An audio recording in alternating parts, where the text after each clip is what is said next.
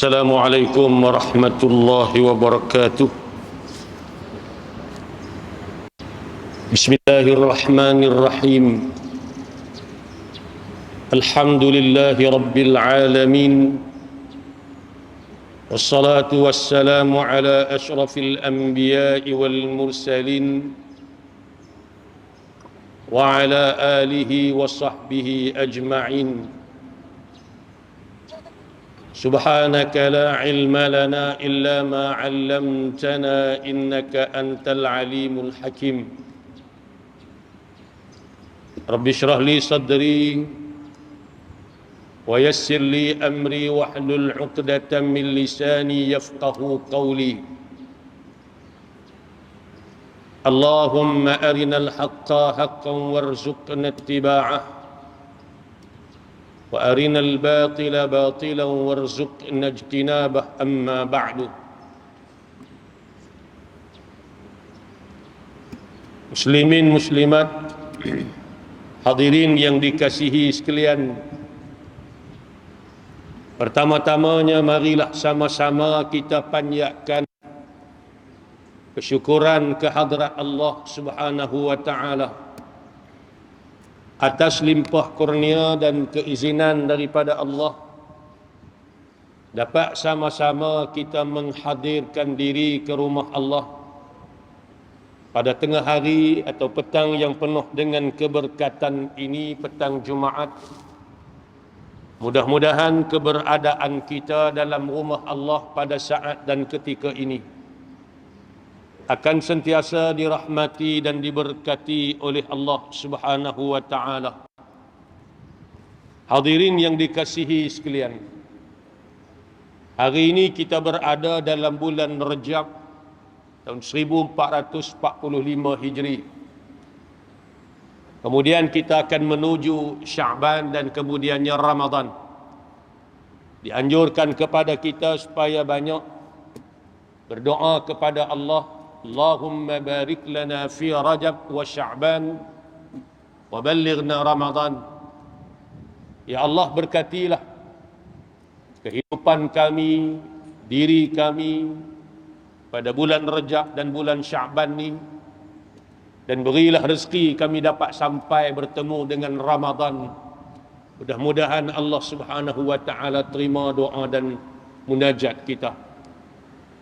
Hadirin yang dikasihi sekalian, bulan Rajab, saya ingat lagi waktu duduk mengaji dulu di Kelantan tahun 97, 98, 99, 2000. Ketika almarhum Menteri Besar Tuan Guru Abdul Aziz Nikmat pada ketika itu mengisytiharkan bulan Rajab ini sebagai bulan salat, dan dijalankan kempen secara besar-besaran di peringkat negeri dengan banner dan sebagainya, kempen salat bagi mengajar dan mendidik masyarakat supaya mengambil berat hal salat dalam kehidupan mereka. Bersempena dengan bulan Rajab ni, saban tahun bila masuk bulan Rajab kita akan sambut peristiwa Isra' dan Mi'raj. Dan kita tahu kemuncak dalam peristiwa ini adalah Allah Subhanahu wa taala menfardukan salat 5 waktu ke atas umat Nabi Muhammad sallallahu alaihi wasallam. Sebab perlu ada usaha yang bersungguh-sungguh di pihak pemerintah, baik di peringkat negeri dan negara, untuk berkempen kepada masyarakat, rakyat umat Islam untuk mengambil berat soal salat dalam kehidupan. Kenapa kita boleh berkempen berhabis-habisan dalam soal kesihatan, kebersihan dan sebagainya, tapi tak pernah kita dengar kempen ajak orang salat, ambil berat pasal salat, jaga salat 5 waktu, diletakkan di billboard, papan-papan iklan yang utama dan sebagainya. Maka pada ketika itu saya ingat lagi, kerajaan negeri menjadikan bulan Rajab ini sebagai bulan kempen salat. Dan masjid-masjid pun akan bercakap berkaitan dengan sembahyang. Sebab meninggalkan sembahyang ini adalah suatu perkara yang dianggap semungkar-mungkar perkara. Syekh Daud Abdullah Al-Fatani rahimahullah, dalam kitab yang terkenal yang selalu kita baca di masjid, di surau, dalam masyarakat kita lebih-lebih lagi lah, Munyatul Musalli, ada satu bab dalam kitab Syekh Daud Abdullah Fatani ini, bab meninggal sembahyang 5 waktu dosa besar. Bab tu, meninggal sembahyang 5 waktu ini dosa besar. Syekh Daud Abdullah Fatani, Syekh Daud Abdullah Fatani kata apa? Saya petik kata-kata dia. Meninggalkan sembahyang adalah semungkar-mungkar perkara mungkar, sebesar-besar dosa yang ada, dan sekeji-keji benda yang haram.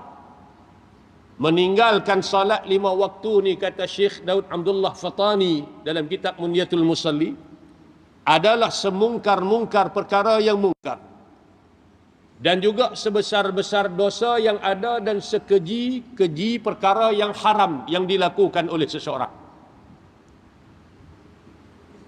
Sebab tu tuntutan solat ni tak terlepas daripada kita. Kemudian kata Syekh Daud Abdullah Fatani, pihak pemerintah, pemimpin, orang-orang yang diberikan kuasa, ni bukan senang jadi pemimpin ni. Jangan duk seronok nak boleh jawatan saja, tanggungjawab tu berat. Pihak pemerintah, baik di peringkat kampung, di peringkat qaryah, di peringkat daerah, di peringkat negeri, di peringkat negara, lebih lagi lah.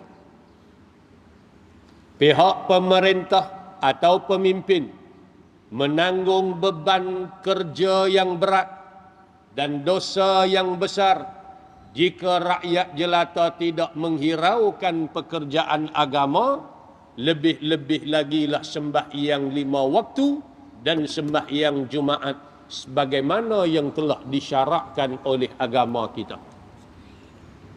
Tak payah tengok dalam skop yang besar lah, dalam skop kecil keluarga kita. Ketua keluarga sebagai ayah atau ibu dalam keluarga bertanggungjawab terhadap diri anak-anak ahli keluarga masing-masing. Dan Nabi SAW pun dah menjelaskan kepada kita, anak-anak seawal 7 tahun sudah disuruh kepada ibu bapa supaya perintahkan anak-anak semayang seawal 7 tahun. Pada umur 7 tahun, kalau budak-budak tak semayang, dia tak berdosa lagi sebab dia belum akil balik. Tapi ibu bapa yang tidak memerintah, menyuruh, mengajar anak-anak semayang, maka ibu bapa berdosa pada ketika itu kerana tak melaksanakan perintah yang diwajibkan ke atas dia. Sebab tu kata Syekh Daud Abdullah Fatani, pemerintah, pemimpin yang tidak mengambil berat soal agama dalam kehidupan masyarakat, lebih-lebih lagi lah solat 5 waktu atau solat Jumaat, maka kata dia di sini, ia adalah sebahagian daripada tanggungan dosa besar yang terpaksa dipikul oleh pemerintah, pemimpin tersebut. Sebab itu berat. Kalau kita baca dalam sirah, dalam sejarah, ketika mana Khalifah Harun Ar-Rashid satu hari berada di Mekah, satu orang tokoh ulama kata ke dia, wahai Khalifah, cuba kamu tengok ke arah Kaabah sekarang ni, cuba tengok. Khalifah Harun Ar-Rashid tengok. Ulama tadi kata ke dia, agak-agak berapa orang yang sedang melakukan tawaf sekarang ni? Lalu jawab Harun Ar-Rashid, dia kata tak tahu, tak terkira banyaknya, ramai. Tak mampu nak kira. Ulama tadi tanya lagi, hak luar daripada hak duk tawaf tu, berapa ramai? Harun Ar-Rashid kata lagi ramai lah hak tu. Hak duk di rumah, hak duk di kedai, hak duk di pejabat, hak duduk di luar pada sedang tawaf tu ramai lagi, tak terhitung banyaknya. Lalu kata ulama tadi, dia kata apa? Ketahuilah wahai Khalifah, pemimpin pada ketika itu, pemerintah, ketahuilah bahawa sesungguhnya mereka-mereka itu, rakyat-rakyat kamu tu, hanya akan disoal oleh Allah tentang diri-diri mereka. Dan semayang pun semayang mereka je lah, hal agama mereka je lah. Maknanya mereka hanya akan disoal tentang tanggungjawab mereka masing-masing. Tetapi kamu, wahai Khalifah, Kamu akan disoal tentang diri kamu, dan juga kamu akan disoal tentang diri-diri mereka. Kerana kamu adalah pemimpin dan pemerintah yang berkuasa ke atas mereka. Mana tanggungjawab kamu adalah suatu perkara yang akan dipertanggungjawabkan di akhirat oleh Allah Subhanahu wa taala. Sebab tu tuan-tuan, Allah Subhanahu wa taala dalam Quran sendiri kalau kita baca, ancaman yang diberikan cukup besar kaitan dengan solat ni kan. Ni kemuncak dalam peristiwa Isra' dan Mi'raj. Kalau kita tengok kefarduan yang diwajibkan oleh Allah ni semuanya berlaku di bumi.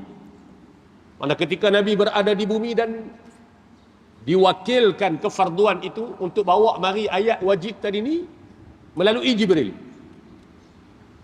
Ayat puasa, kefarduan puasa, kewajipan puasa, Jibril bawa turun. Mana Allah kirim melalui Jibril. Ya ayyuhalladzina amanu kutiba alaikumus siyamu kama kutiba alal ladzina min qablikum la'allakum tattaqun. Allah fardukan melalui Jibril. Jibril bawa turun wahyu, wakil. Zakat pun samalah. Khudh min amwalihim sadaqatan tutahhiruhum wa tuzakkihim biha wa salli alaihim inna salataka sakanun lahum. Jibril bawa turun wahyu melalui perantaraan Jibril alaihi salam. Haji, walillahi 'alan nasi hajjul baiti man istata'a ilaihi sabila. Pun Jibril bawa turun wahyu. Salat tak. Allah Subhanahu wa taala jemput Nabi naik dalam peristiwa Isra' dan Mi'raj secara direct daripada Allah kepada Nabi, wa inni yawma khalaqtus samawati wal arda faradtu 'alaika wa 'ala ummatika 50 salatan faqum biha anta wa qaumuk. Wahai Muhammad, aku sejak daripada aku cipta langit bumi lagi, aku dah menetapkan fardu salat 50 waktu atas kamu dan umat kamu. Bangunlah kamu dan umat kamu melaksanakannya. Arahan mari secara terus menerus daripada Allah kepada junjungan besar Nabi Muhammad sallallahu alaihi wasallam. Sebab tu semayang ni kita tak ada ruang kata nak tinggal, nak rehat, tak ada. Puasa ada lagi, puasa. Faman kana minkum maridan aw ala safarin fa iddatun min ayamin ukhra. Kalau sakit, kalau musafir, ada ruang lagi, boleh tinggal, kemudian ganti balik, ada ruang lah. Zakat pun bukan wajib semua kan. Haji lebih-lebih lagi lah, bukan wajib semua kan. Istita'ah, mampu. Tak ada duit tak lepi, duit ada tak sihat pula tak lepi juga. Nah, muda-muda dulu nak pergi, duit tak ada, himpun duit. Himpun boleh elok duit cukup, orang panggil pergi cek kesihatan, kesihatan pula tak sihat, tak lepi juga kan. Duit ada sihat, tabuh haji tak panggil, tak boleh pergi juga. Nak pergi lagu mana bukan boleh beli tiket pergi rodong lagu tu je. Mana bukan semua. Tapi semayang ni tak ada ruang. Sakit, dia kata sakit tak semayang ni, tak pergi Jumaat pasal apa? Demam. Tak pergi Jumaat pasal apa? Tak semayang Zuhur pasal apa? Demam. Tak semayang Asar pasal apa? Sakit gigi. Boleh berhenti tak semayang? Tak boleh, tak ada ruang, tak ada celah. Tetap wajib semayang selagi akal masih ada. Kecuali kalau gila terus, waya putih, tak ingat apa gila tu lain lah. Dia cakap sakit gigi, demam, tak semayang, bukan dia. Nah, musafir, jauh mana pun musafir, semayang wajib. Cuma Allah bagi ringan daripada 4 jadi 2, daripada 2 waktu boleh gabung. Tang semayang tetap kena semayang. Hatta dalam peperangan semayang. Sahabat-sahabat kita, saudara kita di Palestin, Gaza, perang, tak berhenti-henti, semayang jemaah tak tinggal. Tak terlepas semayang jemaah walaupun dalam peperangan, senang nembak dengan musuh dan sebagainya. Kita tak ada perang apa pun, semayang subuh gajah tiap hari. Sibuk apa kita pun tak tahu. Nah, jadi tak ada ruang. Itu beratnya tuntutan semayang. Sebab itulah kata Syekh Daud Abdullah Fatani, ia meninggalkan sembahyang ini sekeji perkara yang keji yang dilakukan oleh seseorang Muslim atau seseorang manusia. Sebab ia tuntutan yang tak terlepas daripada kita. Baik. Sebab itulah disebut di dalam setengah-setengah kitab, di antaranya Al-Kabair yang menceritakan tentang dosa-dosa besar ni. Allah Subhanahu wa taala peruntukkan orang-orang yang tinggal sembahyang ni Kalau dia tinggal solat kerana harta kekayaannya, tinggal solat pasal apa? Sibuk urusan harta kekayaan, akhirat Allah akan himpun dengan siapa? Qarun. Duk sekali dengan Qarun. Manusia yang Allah beri kekayaan kepada dia, kemudian sombong dengan kekayaan dia. Kalau dia tinggal solat kerana apa? Tinggal kerana kuasa pemerintahannya, sibuk menguruskan kekuasaannya, sibuk menguruskan pemerintahannya, sibuk menguruskan kerajaannya, akhirat Allah himpun dia dengan Fir'aun, kata ulama dalam kitab Al-Kabair, ada dosa-dosa besar. Duk sekali dengan kumpulan puak-puak Fir'aun ni. Kalau dia tinggal solat kerana urusan pentadbiran parlimen, jadi wakil rakyat, ahli parlimen kan sampai tak ada semayang pasal apa? Jaga rakyat pasal apa? Lewat lagi pasal apa? Takut orang tak undi pangkah dan sebagainya, habis. Semayang pun tak. Ceramah ni perang, kempen, semayang tak. Semayang tak. Kempen kalau nak menang dalam pilihan raya, tinggal semayang. Akhirat Allah letakkan dia bersama-sama dengan Haman, menteri kepada Fir'aun. Kalau dia meninggalkan sembahyang kerana sibuk dengan urusan perdagangannya, perniagaannya, bisnes dia, akhirat Allah himpunkan bersama-sama dengan Ubay bin Khalaf. Siapa dia Ubay bin Khalaf? Merupakan seorang pedagang kafir yang kuat menentang Nabi SAW di zaman Nabi di Mekah dahulu. Ini di antara benda-benda yang Allah janjikan kepada orang-orang yang tidak mengambil berat soal sembahyang dalam kehidupan. Hadirin yang dikasihi sekalian, sebab itulah Syekh Daud Abdullah Fatani menyebut di akhir kitab, dia kata apa? Di antaranya dalam akhir tajuk ni, Syekh Daud Abdullah kata, kita wajib memaksa ahli keluarga, wajib memaksa anak-anak dan orang-orang di bawah jagaan kita supaya mendirikan salat dan jangan biarkan mereka menguzurkan diri. Kata Syekh Abdullah dalam kitab Muniyatul Musalli. Wajib kita paksa ahli keluarga kita, wajib kita paksa anak-anak kita, wajib kita paksa kalau kita ni bos orang di bawah kita. Paksa mereka suruh semayang, jangan biar sekali-kali mereka menguzurkan diri daripada salat. Tanggungjawab kita. Lebih-lebih lagi anak-anak kita yang duduk di rumah kita dan sebagainya. Kadang-kadang kita selesai dah tuan-tuan. Masjid 5 waktu sehari mai, kan? Subuh pun mai. Cuma kadang-kadang mai subuh tu kita duduk gerak anak-anak tak bangkit. Nah. Gerak tak bangkit, nak tunggu gerak dia, kita lepas jemaah. Kita pun mai masjid. Lepas subuh ada tazkirah, dengar tazkirah, lepas tu makan apa semua, balik 8.30 ke 9 sampai rumah. Tengok hak tak bangkit tu tak bangkit lagi juga. Anak hak tak bangkit lagi juga. Umur 20 dah, 15, 20, hak 30 pun ada aduk dengan kita tu. Semayang subuh masa mana? Tak semayang. Tak semayang. Tak semayang ni pun bukan tak semayang, tapi subuh tu tiap-tiap hari pukul 9, 10 baru semayang. Allah ancam dalam Quran, fawailul lil musallin, neraka wail, lembah wail dalam neraka untuk orang yang sembahyang. Alladzina hum an salatihim sahun. Siapa dia yang lalai daripada sembahyang? Siapa dia? Ibnu Abbas radhiyallahu anhu kata dia sembahyang tapi luar daripada waktu. Sedangkan sembahyang inna salata kanat 'alal mu'minina kitaban mawquta, ada waktu dia. Sembahyang tapi luar daripada waktu, tiap-tiap hari sembahyang tapi luar daripada waktu. Pun Allah ancam dengan lembah wail dalam neraka. Hak tak sembahyang langsung lagi dahsyat daripada itulah azab yang Allah peruntukkan. Maka kata Syekh Abdullah Fatani, dan bagi mereka yang tidak mematuhi suruhan maka hendaklah kita menakutkan dan memaksa dan memarahi mereka dengan bersungguh-sungguh seolah-olah mereka telah merosakkan harta benda kesayangan milik kita. Kalau mereka tak semayang, suruh tak semayang, kita kena paksa, kena marah. Marah lagu mana? Marah seolah-olah marah anak ni buat benda bagi rosak harta benda hak kita sayang. Kereta kita kan, pinggan mangkuk hak kita beli kat set pinggan mangkuk, beli di Langkawi, usung naik feri, lalu kok custom kena cek, kena buka, susah payah nak balik sampai rumah anak buat pecah, dia mengamuk tu lah. Minggu tak habis kita tajuk tu, tajuk pinggan pecah. Kalau anak tak semayang ni, marah kena lebih pada tu lagi. Jangan buat main. Marah lebih pada tu lagi, kata Syekh Daud Abdullah Faqani. Sebab hak dia buat tu benda salah besar. Daripada kecil ajak lagu tu. Lepas tu Nabi suruh ajak umur 7 tahun. Makna masuk darjah 1, dia semayang setiap hari. Nak pergi sekolah, subuh dulu. Balik sekolah nak pergi kafar, zuhur. Balik kafar nak main, asar, tanya mayang ni. Main dekat mana? Pukul 7, balik. Maghrib, mayang. Belum tidur, isyak mayang ni. Mau duk tanya tiap-tiap hari.